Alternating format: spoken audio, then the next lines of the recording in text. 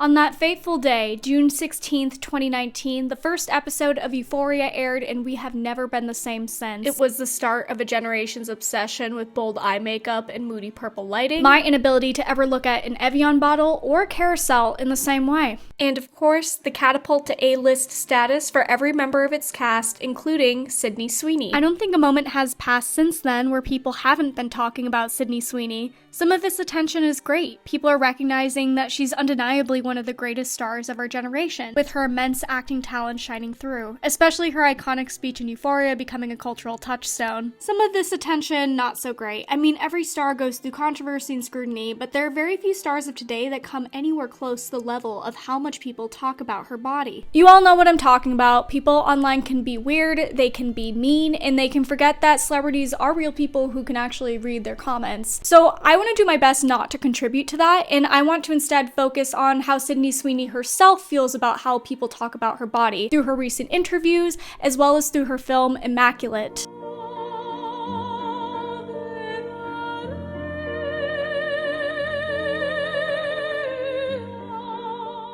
When Sydney Sweeney was interviewed by Variety in mid-March, she was asked about her thoughts on the way people talk about her body. She said, "I see it, and I just can't allow myself to have a reaction. I don't know how to explain it. I'm still trying to figure it out myself. People feel connected and free to be able to speak about me in whatever way they want because they believe that I've signed my life away, that I'm not on a human level anymore because I'm an actor, that these characters are for everybody else, but then me as Sydney is not for me anymore. It's this weird relationship that people have with me that I have no control or say over." During this interview, Variety linked this article, remarking that her body is now being discussed in a politicized way. You don't need to read the article, it's just talking about the most recent and dumbest discourse on her body that apparently some people feel that her existing as a conventionally attractive white blonde woman is somehow owning the libs or whatever. I will say, as completely removed from any type of actual reality this take is, I do think partially why some conservatives were championing her in this lens is because unlike a lot of young actors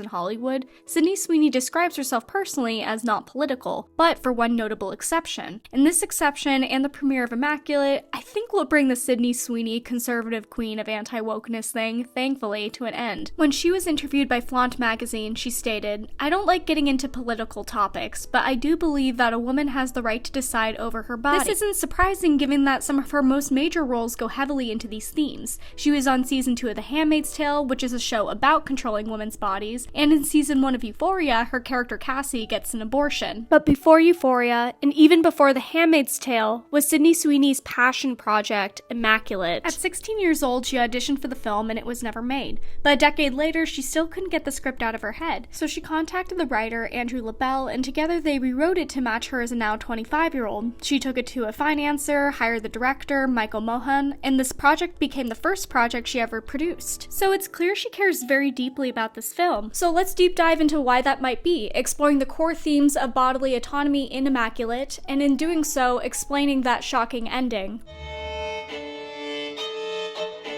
Immaculate follows Cecilia, a religious American woman who is invited to join as a nun in an exclusive convent in Italy. However, Cecilia begins to feel that something is off about the convent. There's strange, cross-shaped scars at the bottom of an older nun's feet. She gets a surprise haircut in the middle of the night. She finds out that they own one of the crucifixion nails of Jesus, which is pretty wild. So wild that after she holds it, she passes out. She then starts to feel ill, and so she gets medically examined and finds out that she's pregnant. After she is interrogated by the higher-ups in the convent, they are convinced that she is a virgin, and therefore this is an immaculate conception, bringing about the second coming of Christ. This, of course, was not her plan, and she, of course, would not be allowed to abort the second coming of Christ, so from this point on, she begins to exist solely in the eyes of the convent as a vessel for the baby. And things just keep getting weirder. They don't let her visit a normal hospital for a checkup, she randomly pukes up one of her own teeth, and of course, a jealous nun tries to drown her, insisting that it should have been her instead. She tries to escape by using blood from a decapitated bird to pretend that she is bleeding and something is wrong, forcing them to take her to a hospital,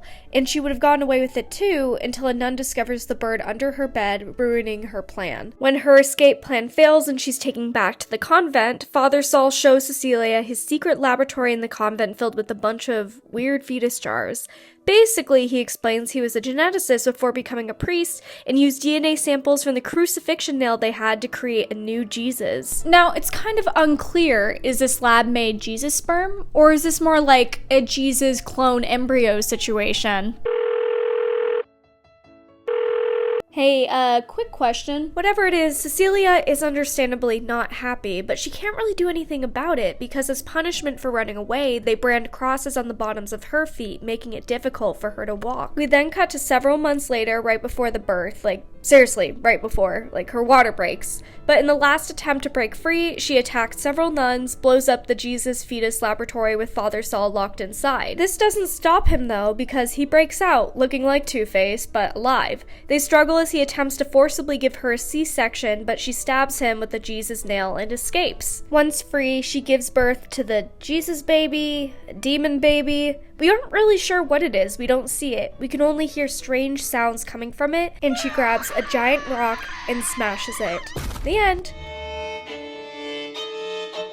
You can view this film through the lens of bodily autonomy in several ways. First, the most obvious, the non-consensual conception and forced pregnancy. Now, I know a lot of devout Christians and Catholics will probably hate this movie and accuse it of blasphemy. However, I do feel like this film isn't specifically trying to critique Christianity or Catholicism because there are several key details that clarify the problem is this specific convent. In the very first scene of the film, we witness a nun attempting to escape the convent, but importantly, before she attempts her escape, we see her praying. This lets us know that her faith in God itself isn't shaken, she just knows she needs to get out of there. Secondly, Cecilia discovers that behind the portrait of the Virgin Mary in her room is a secret message.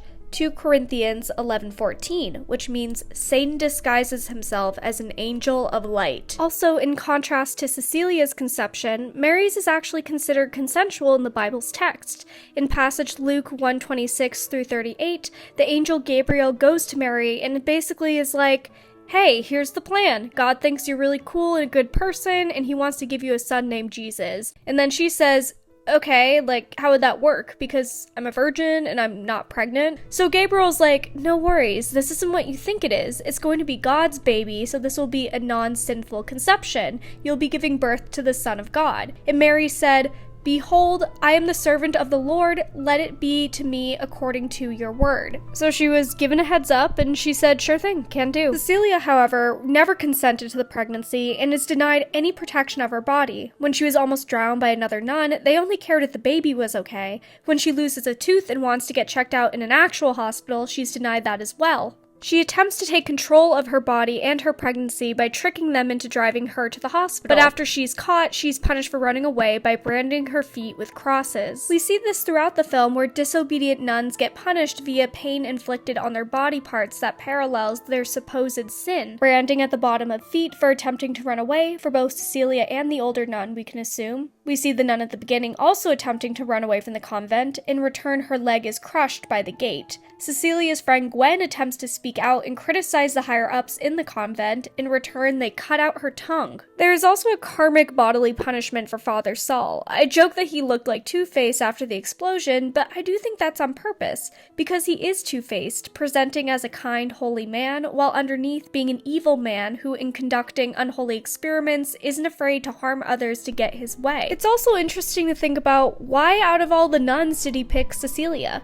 I think this is where Sydney Sweeney's casting as Cecilia adds a whole other level to the character, because it really seems that her beauty is a huge factor, if not the only factor, in her selection. Other people's commentary on her body and her looks is consistently done throughout the film, starting from her very first scene. While being interviewed by Customs in Italy, the men remark that her becoming a nun is a waste because of her beauty. The other nuns also consistently comment on how beautiful she is. It makes me wonder, if this is lab-made Jesus sperm and they need an egg, they're gonna be really particular about who shares 50% of the DNA. Even if this was more like a Jesus clone embryo situation, studies do show that gestational circuits do influence gene expression and normal fetal development. This makes me wonder, did they just really want Jesus 2.0 to be super hot?